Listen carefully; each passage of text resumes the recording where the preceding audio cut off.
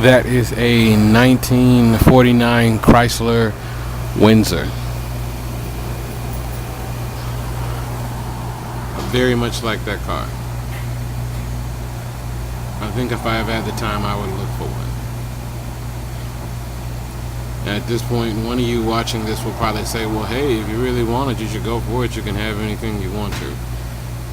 But as I'm finding out today, that is really not the case. And I am finding out today that optimism can be a bit of a sugar.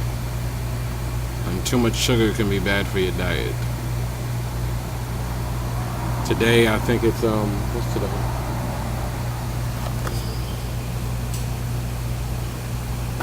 Today is October the 6th.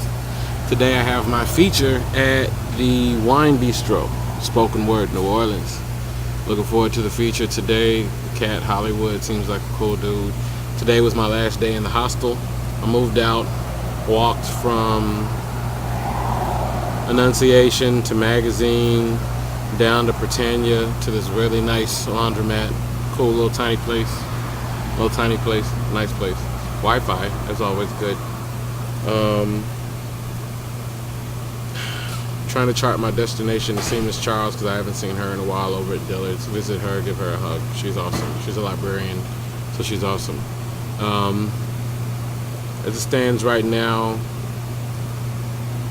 even though I had a great time doing poetry both nights I've been here so far, financially the nights have not been great. Not good enough to justify me staying another week.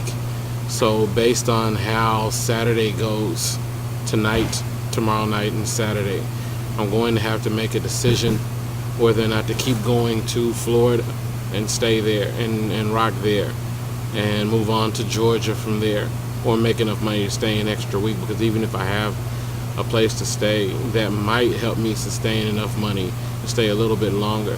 But at the same time, I have to save enough money to bounce to the next city because I didn't make enough at the feature to get the Discovery Pass.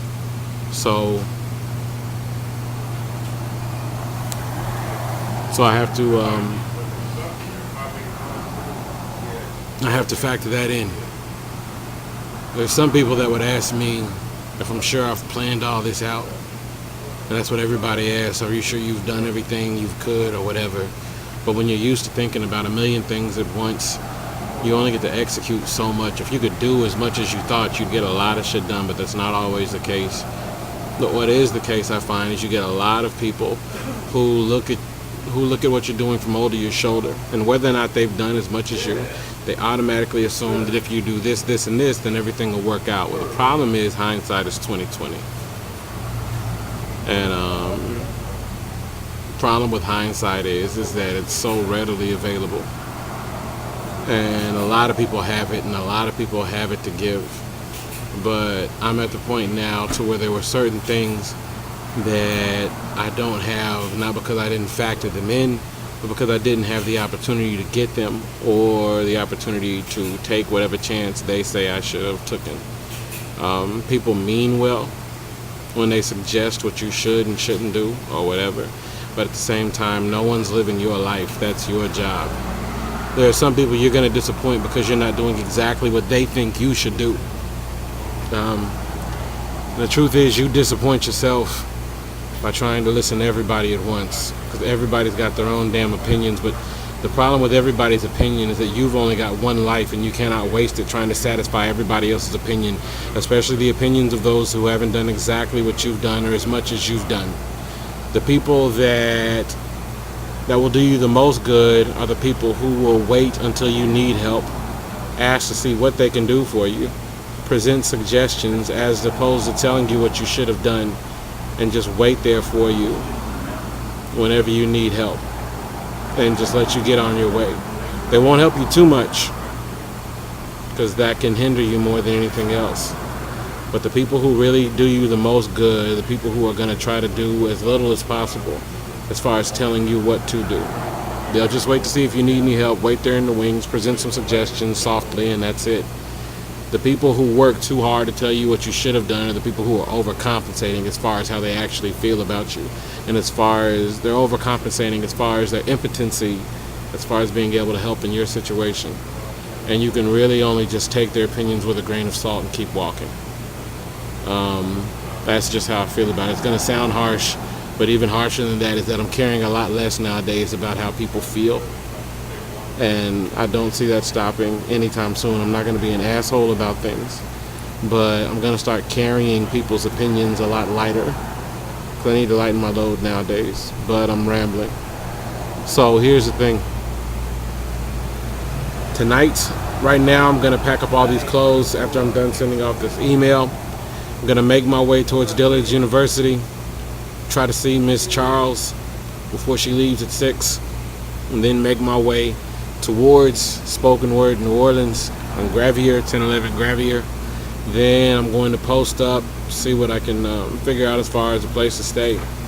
If the show does not do well financially and Hollywood, and I'm not able to get my living arrangement taken care of per the discussion I had with a friend, I'm going to go ahead and stay in a shelter. And I know what a lot of y'all are going to say,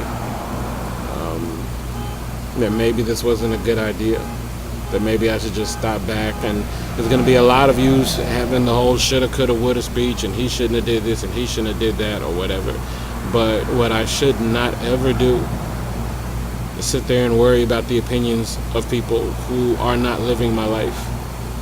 The opinions of people who all they can do is contribute their 2 cents, and that's it.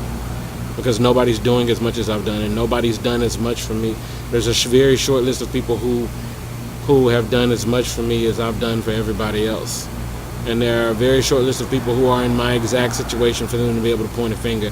And the people who are in the position to point a finger, because they know what I've been through, and because they've been through what they've been through, they know what it's like to point a finger, so they're not pointing a finger. So there you go. If you have an opinion, keep it to yourself. Treat it right, take care of it. Because I can't do too much with it. All I'm going to do with your opinion is let it die if it's not going to do me any good. So take care of your own opinions. I'm busy. So that's basically it. But this is what I signed up for. I didn't say I was going to go on tour, so every day would be miraculous. Every day would be magical. Every day would be, oh, look at the amazing Joe B. Oh, I'm finally living my dream. Right now I'm living my dream, which means suffering everything that it entails, good and bad. Bittersweet. Keeping my stress level down so I don't freak out and overthink and underthink and miss out on an opportunity. But like I said, serendipity is really life for people who, another word for life when you've had your eyes closed. I don't need to let stress get me blind to an opportunity to get myself out of the situation.